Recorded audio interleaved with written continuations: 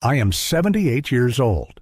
For 40 of those years, I carried an authority that most people will never fully understand. I was a Catholic priest and a diocesan exorcist, operating across rural Tennessee and the hill counties of northern Georgia. That title meant I was the man the bishops called when everything else had failed, when the doctors had no answers, when the family had nowhere left to turn, when the darkness in a room felt heavier than darkness has any right to feel. I want you to understand what that authority meant before I tell you what happened on the night I am about to describe. Because the weight of what I saw, and what I did, and what I chose not to do, only makes sense if you first understand how completely I believed in what I was doing, and how completely that belief was used against a young man named Daniel. I am telling you this now because I am old, and because the silence has cost me more than I know how to calculate, and because Daniel deserved someone to speak his name out loud a long time ago. I kept this secret for 31 years. I buried it the way institutions teach you to bury things, carefully, cleanly, with the language of God spread over the top like fresh soil. If you are watching this, please stay. What I am about to tell you happened in a farmhouse 30 miles outside Chattanooga, Tennessee, in the winter of 1993. And the institution that made it possible is still standing. If what I say here reaches even one family before it is too late, then every uncomfortable second of this testimony will have been worth it. If these words protect even one person from what Daniel could not be protected from, then I owe it to him to say them. So I am saying them. If this testimony moves you, if it stays with you the way it has stayed with me, please subscribe to this channel, like this video, and activate the notification bell. These stories deserve witnesses, and witnesses need to find each other. I grew up in Knoxville, Tennessee. My father was a foreman at a textile mill. My mother kept the house and kept the faith, and kept us all in line with a quiet and absolute certainty that God was watching everything. We were devout Catholics in a part of the country where that set you apart, where the Baptist churches outnumbered the gas stations, and the word Catholic was sometimes said with the same slight suspicion as the word foreign. I was ordained at 26. I came to the priesthood the way some men come to a vocation they cannot explain and cannot resist. I was not running from something. I was running toward something. I wanted to stand in the place where human suffering meets the possibility of meaning. I wanted to be useful to people at the edges of what they could bear. By 1981, I had been noticed by the diocese for what my bishop called unusual spiritual discernment. That was his phrase, unusual spiritual discernment. What he meant was that I was methodical. I was calm under pressure. I did not panic when people said terrifying things or did terrifying things in my presence. And I had a theological mind precise enough to distinguish between what the church considered genuine possession and what was more commonly at work, mental illness, trauma, grief. The particular kind of suffering that has no clean name. I was appointed diocesan exorcist at 38. I trained under a Jesuit in Rome for 4 months. I read every theological and psychological text the church had on the subject. I performed my first formal exorcism in 1983, and I will tell you honestly that it was mostly pastoral counseling conducted in Latin. The ritual itself is slower and stranger and less dramatic than anything Hollywood has ever suggested. Most of what I did in those 40 years was sit with suffering people and try to determine what kind of suffering they were actually carrying. I believed I was good at that. I believed I was one of the careful ones. I believed I would never be the kind of priest who did harm in the name of doing good. I want you to hold that belief in your mind as I tell you what happened in 1993. Because that belief, that certainty about my own character, was exactly the thing that made me dangerous. The call came from a parish priest named Father Alderton in late November of 1993. His voice on the phone was controlled, but just barely. He told me there was a young man in his parish named Daniel, who was 19 years old and had been experiencing what the family described as episodes. Violent episodes. Episodes in which Daniel spoke in voices that were not his own, in which he seemed to have no memory of what had occurred, in which he had hurt himself and twice frightened his younger siblings badly enough that they had slept at a neighbor's house. Daniel had been seen by a doctor once, at the family's insistence, but his father had pulled him out of follow-up appointments. The father, a man named Roy, was a deeply religious man and a significant donor to the parish. Father Alderton said that Roy believed his son was spiritually afflicted, not mentally ill, and that Roy had made it very clear to the parish that he wanted this handled inside the church, quietly, without what he called outside interference. I drove to the farmhouse on a Thursday evening. It was cold, and the roads were empty, and I remember the particular silence of that kind of rural dark, the kind where the sky presses down and the only light comes from the windows of houses set far back from the road. Roy met me at the door. He was a large, composed man with a handshake like something structural. He thanked me for coming. He said the family was grateful. He said Daniel had been having a difficult week and that they hoped I could help bring peace back to the house. He said the word peace the way some people say the word quiet, as if peace was primarily something that protected the people around you rather than something that lived inside you. Daniel was in a back bedroom. He was small for 19. He had dark circles under his eyes that looked like something painted on, like a record of sleeplessness kept in the skin itself. He sat on the edge of his bed, and he looked at me the way people look at someone they have been told to trust but have no particular reason to trust. I began my standard assessment. I asked him gentle questions. How was he sleeping? What did he remember about the episodes? Was there anything in particular that seemed to bring them on? He answered carefully. He was not incoherent. He was not irrational. He was a frightened young man who had learned to be very precise with his words, because imprecision in that house had consequences.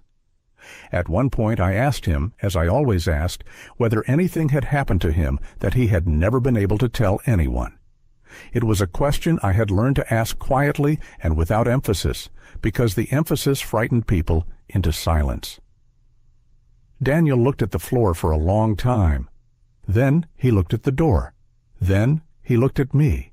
And he said, "Only 2 people know what I am about to tell you, and one of them is in this house right now. I want you to understand what I did next. I want you to sit with it the way I have sat with it for 31 years. Because what I did next was not monstrous in the obvious way. It was monstrous in the quiet way, which is the way that institutions teach." Father Alderton knocked on the door at that moment and said that Roy wanted to speak with me before we proceeded. And I stood up, and I left the room. And I did not go back to that question. Roy spoke to me in the kitchen for 20 minutes.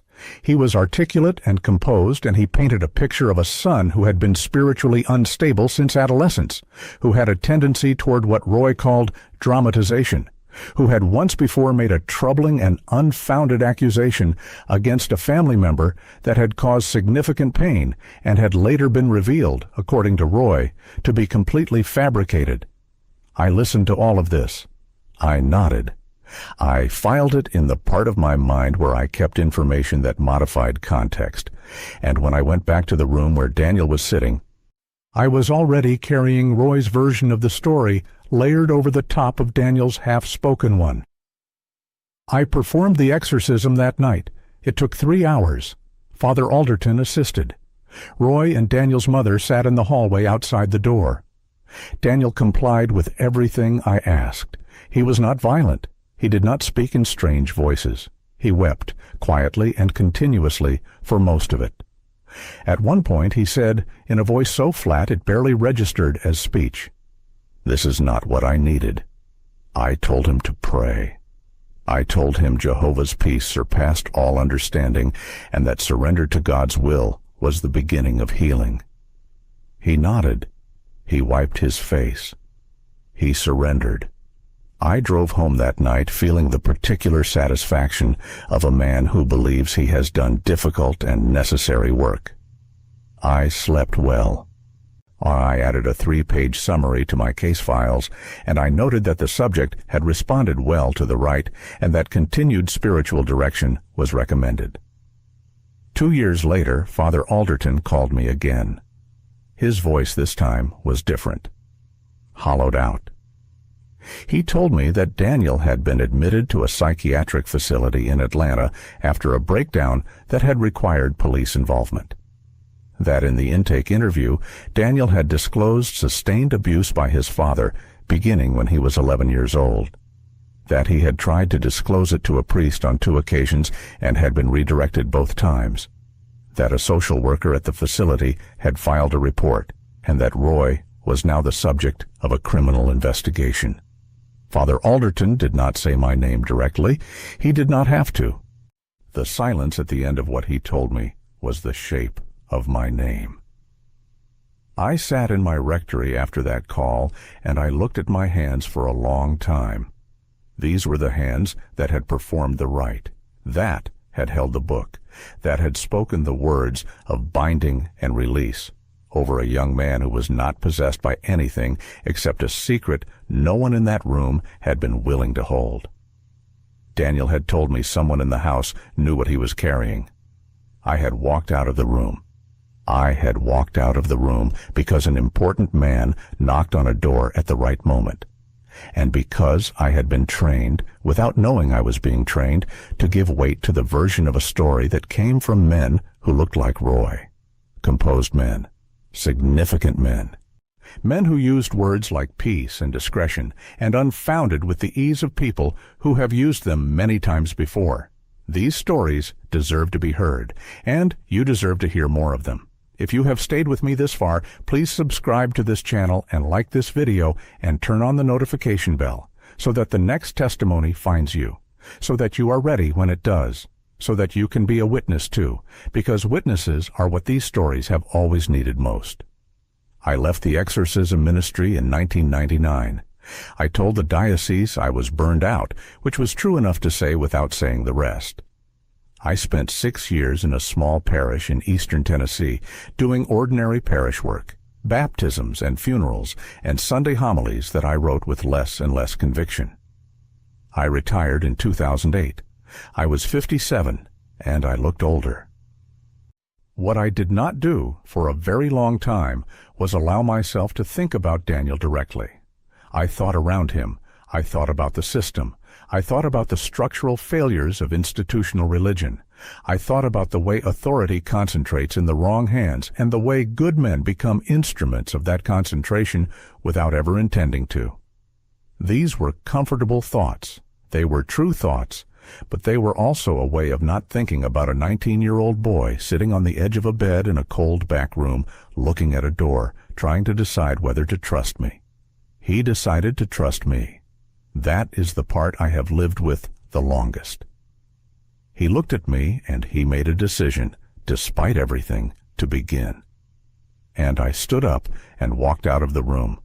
I found out through a parish acquaintance 7 years ago that Daniel was alive, that he had spent nearly a decade cycling through treatment, and that he had eventually found his way to something steadier, that he had a job and people who knew him and a life that was his. I do not know if that is still true. I do not know his last name. I was given only this, that he had survived, and I held it the way you hold something you do not deserve to hold and cannot put down. I have not sought him out. I do not think my presence would be a gift. Some debts cannot be repaid to the person you owe them to. You can only carry them honestly and speak the truth about how they were incurred. The church did not protect Daniel. It protected Roy. It protected the peace of the household and the discretion of the parish and the significant donation and the version of events that fit neatly into a folder labeled Sensitive Matters. And I was the instrument of that protection. I performed the ritual that gave the cover story its sacred weight. I am the one who made what happened to Daniel look from the outside like spiritual care. That is what institutional religion does at its worst. It does not look like cruelty. It looks like compassion. It uses the language of healing to perform the work of concealment.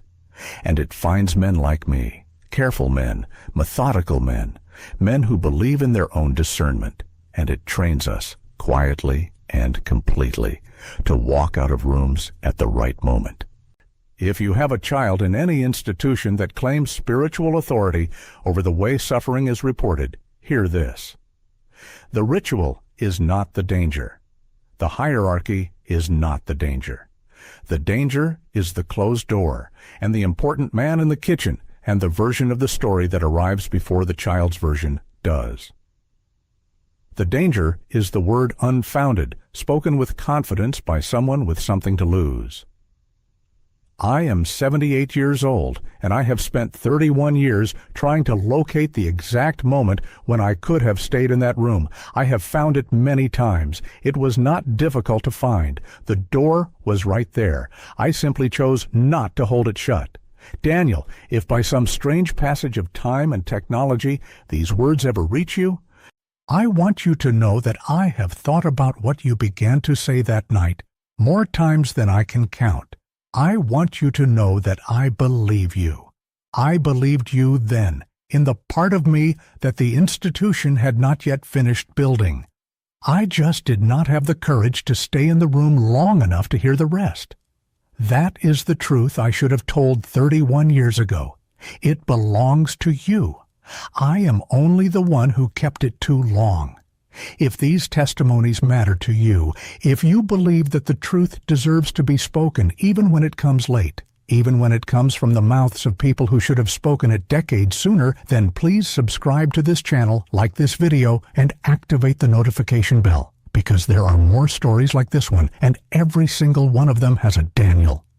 And every single Daniel deserved someone to stay in the room.